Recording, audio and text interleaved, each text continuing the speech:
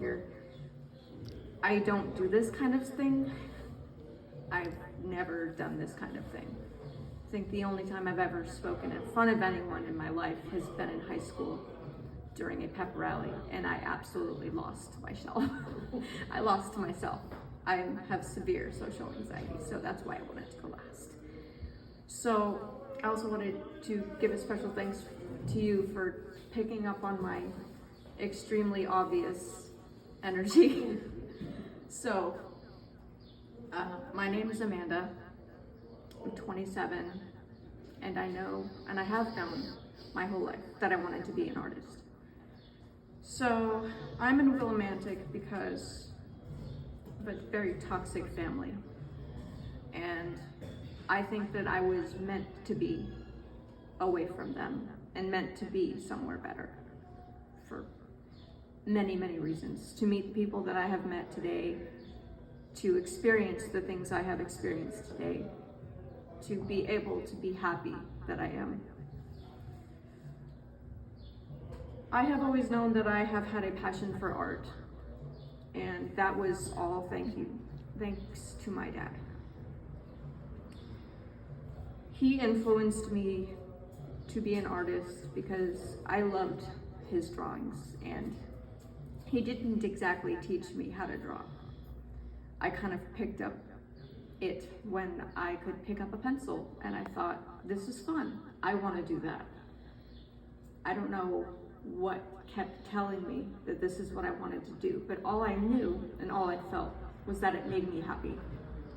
And that's what I think counts when it comes to being an artist or being a singer or having any form of passion, is the fact that you are happy with what you are doing, and that is the only indication you need to know where you belong in this world.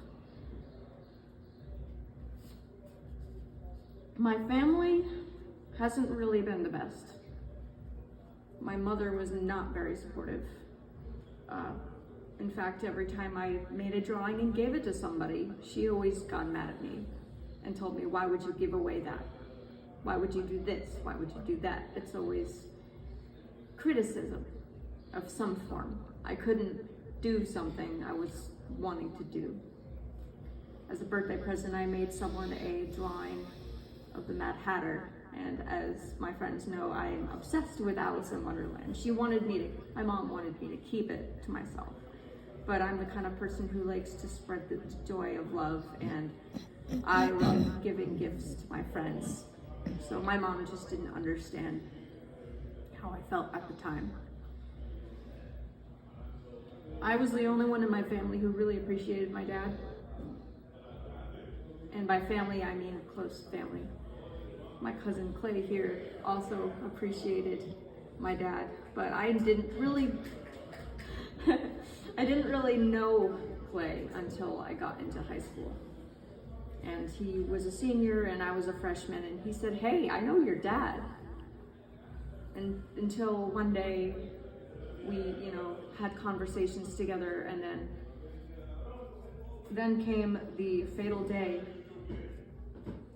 May 25th, 2017. I woke up to a text from Clay stating that he told me that my dad passed away. It was very hard for me. You can't imagine. I don't know why I feel so close to my dad, even though because of his alcoholism and because his own mental health issues, he wasn't allowed to be in my life for most of my life. But I just had this absolute connection with him that I could not explain. It devastated me. It completely changed the person that I am now. And that's a complete fact. I have never been the same. Death can traumatize us in a very, very difficult way. Sometimes we don't understand the person that we turn into when we experience death of someone you love. But after finding out that information, I couldn't pick up the pencil. I was just completely, I couldn't. I felt like if he wasn't here, why would I continue to do it? because I did it for him.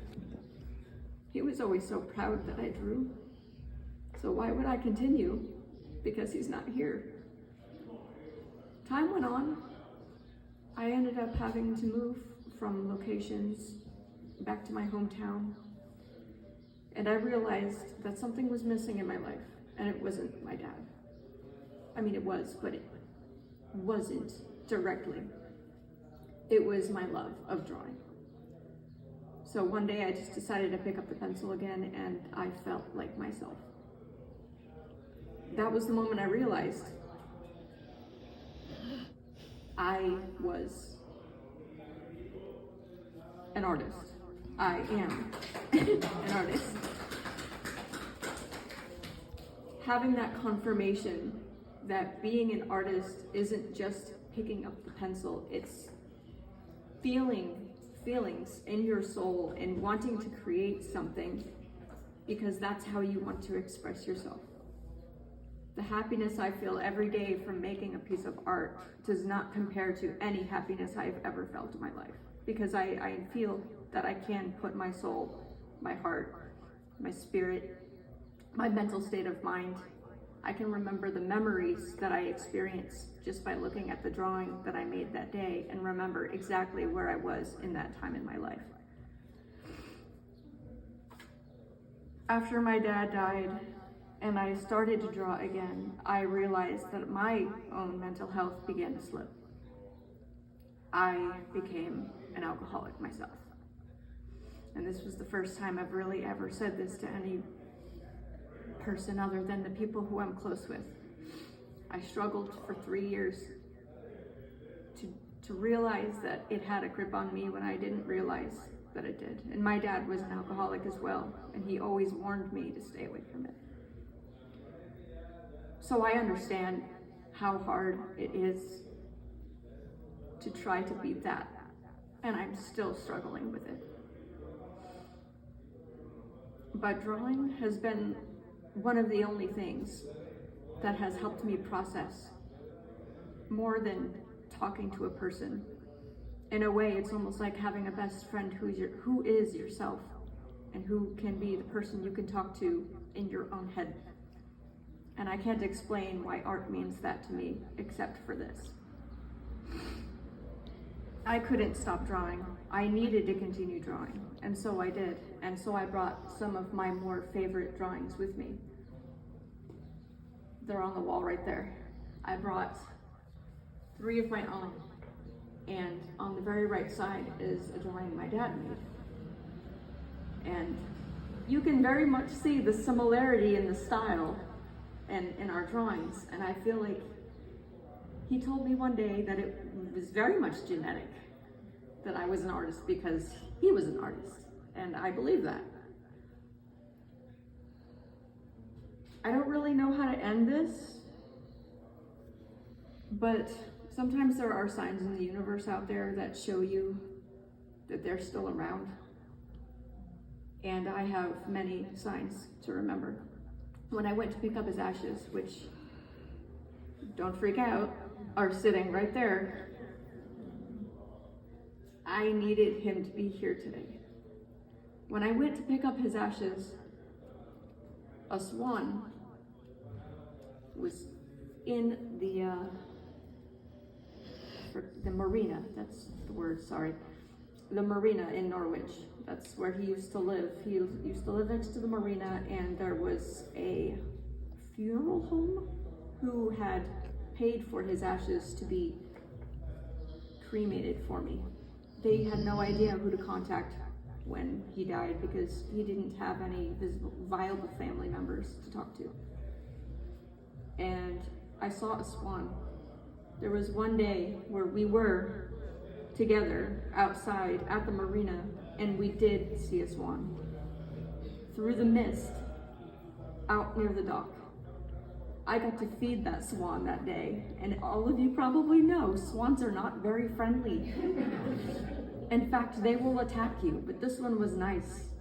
And every year, on the anniversary or close to the anniversary of my dad's passing, it's 7 years ago, 2 days from now, which is very strange for this timing of this event. And I felt I needed to make this story about my dad. And every year of his anniversary, it has rained. And there has been a rainbow. So look for a rainbow today for me, because it's very strange how all of that happens.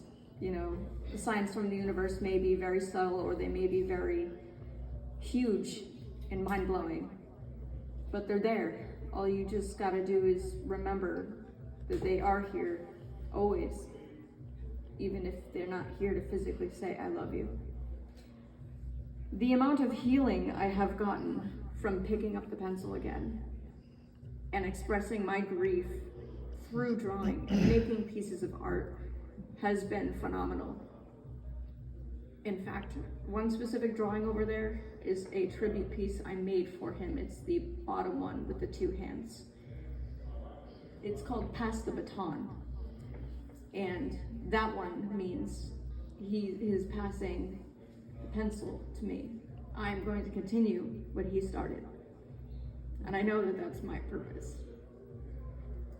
Thank you for allowing me the opportunity to speak today. It was extremely hard for me to do this. And I hope one of you ends up going home today with something to think about my talk or someone else's talk. I really loved the poetry. I find poetry to be a very nice way to express yourself. So, I don't have poetry, but I do have a raw, horrible story to share. Thank you again.